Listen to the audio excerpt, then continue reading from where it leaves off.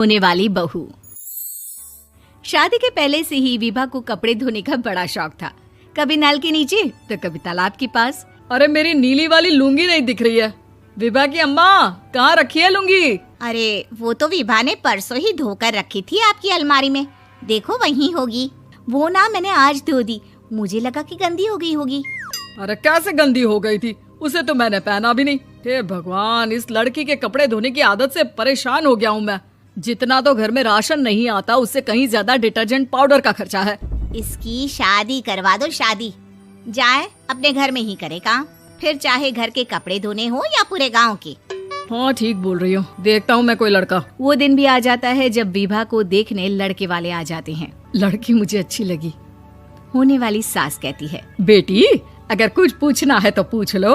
वैसे तो हमारी लड़की बहुत ही शर्मीली है, जो बोल दो वो मान लेती है, इसे क्या पूछना होगा।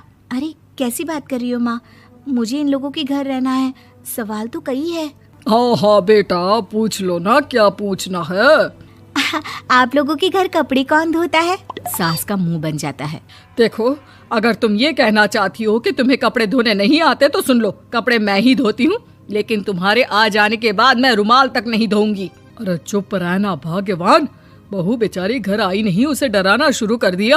वो क्या है ना बिटिया, अभी तक तो ये कल्लू की माँ ही धोती थी, लेकिन अब तुम्हारे पापा तो दहेज में वॉशिंग मशीन देंगे ही। तभी विभा की माँ बोल पड़ती है, सवाल भी पूछा तो क्या। वैसे भाई साहब, मशीन की तो फिर भी कपड़े धोने की कैपेसिटी होती है। मतलब जो बिटिया दे रहे हैं ना विभा, इसे कपड़े धोने का बहुत शौक है। ये आप लोगों के क्या, आस पड़ोस गांव मोहल्ले सबके कपड़े धो दे और उफ तक ना करे। बाहर देखा नहीं आपने कितने कपड़े सूख रहे हैं? सब हमारी बिटिया ने ही तो धोए हैं। बस भी करो ना माँ, शर्म आ रही इतनी तारीफ सुनकर। और तो और एक दाग निकाल कर दिखाओ तो मान जाऊं। हाँ अच्छा, माफ करना बेटा, मैंने गलत समझा। हमें तो रिश्ता बहुत पसंद है। और ऐसे जुड़ जाता है रिश्ता कपड़े धोने का शौक रखने वाली विभा का। उसकी शादी हो जाती है कोयला फैक्ट्री में काम करने वाले कल्लू के साथ। शादी के बाद अचानक विभा चिल्लाती हुई सास के पास आती है। सासू माँ, अरे सासू माँ कहाँ है आप? ये तो धोखा है, धोखा दिया आप लोगों ने मुझे। इसे ससुर के चक्कर के बारे में पता चल गया। अरे तो उसमें तुझे क्यों धोखा मिला है? अरे नल में पानी नहीं आता, कपड़े कैसे कब धुलेंगे? अच्छा, तू पानी नहीं आ रहा उसकी बात कर रही है। तो आपने क्या सोचा? कुछ नहीं। अच्छा, तेरी माँ ने कहा था कि कपड़े धोने का शौक है तुझे, याद आया मुझे। शौक बोलकर कपड़े धोने वाले मेरे जुनून को कम ना आके सासू माँ, कपड़ा धोना मेरा गुरूर है। तभी पति भी वहाँ आ जाता है। अभी मैंने इसे सनी देओल की फिल्म दिखाई है, उसी के डायलॉग मार रही है माँ। अच्छा सुन, साफ बता रही हूँ, पानी सुबह 4 से 6 और शाम को 10 से 12 आता है, समझी? विभा टाइमिंग सुनकर हैरान हो जाती है। ये क्या भूतों का मोहल्ला है? सुबह 4 बजे उठकर कौन कपड़े धोता है? 4 बजे टंकी में पानी जाता है, फिर सारा दिन धोना ना, किसने मना किया? अरे कैसी बात कर रही हैं? 200 लीटर की टंकी में कितने कपड़े धो लूंगी मैं? सुबह ही उठ जाऊंगी मैं। अब क्या था, विभा सुबह 4 से लेकर रात के 12 बजे तक कपड़े ही धोती रहती। एक रोज सास पड़ोस से निकलकर कहीं जा रही होती है कि साथ वाली कहती है, हाँ कल्लू की माँ, जरा ये बताओ कि 2 साड़ी है, 2 ब्लाउज और एक पेटीकोट और एक नाड़े वाला लंबा कच्छा। हाँ तो?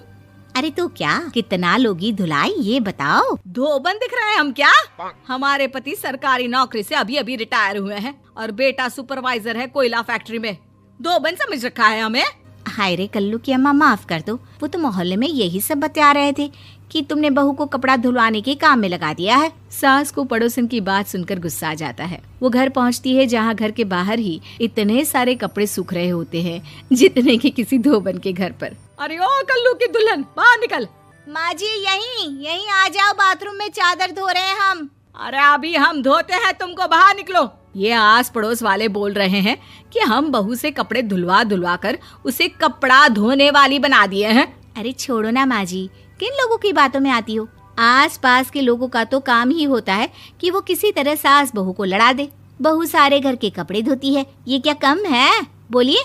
सास को भी लग जाता है कि वो बहू का ये सनकीपन नहीं छुड़वा सकती, इससे अच्छा है कि खुद ही चुप हो जाए। एक रोज सास और बहू मंदिर जाते हैं, जहाँ सास की साड़ी वहाँ खड़ी भीख मांगने वाली से मिलती है। माँ जी क्या बात है, आपकी साड़ी उस भिखारन से कितनी मिल रही है ना? हाँ हाँ देखो तो, दोनों की साड़ी मिल रही है। क्या बात है कल्लू की अम्मा, तुम खुद को तो अफसर की बीवी बताती हो और ऐसी सिंपल सी प्लेन साड़ी पहनकर घूमती हो। सिंपल और प्लेन नहीं है ये साड़ी। तो क्या सोने के धागे से फूल बने हैं? कुछ भी सासू माँ, कुछ भी। हाँ बने थे इस साड़ी में सोने के धागे से फूल। मेरे पति लेकर आए थे मद्रास से स्पेशली मेरे लिए 10,000 की। ताहे भाई साहब इस भिखारन के लिए भी सेम टू सेम साड़ी लेकर आए होंगे 10,000 की।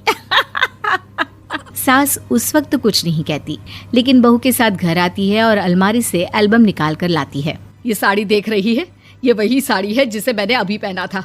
इस साड़ी में ये जो चमकदार फूल दिख रहे हैं ना, ये सोने के धागों से काढ़े गए हैं।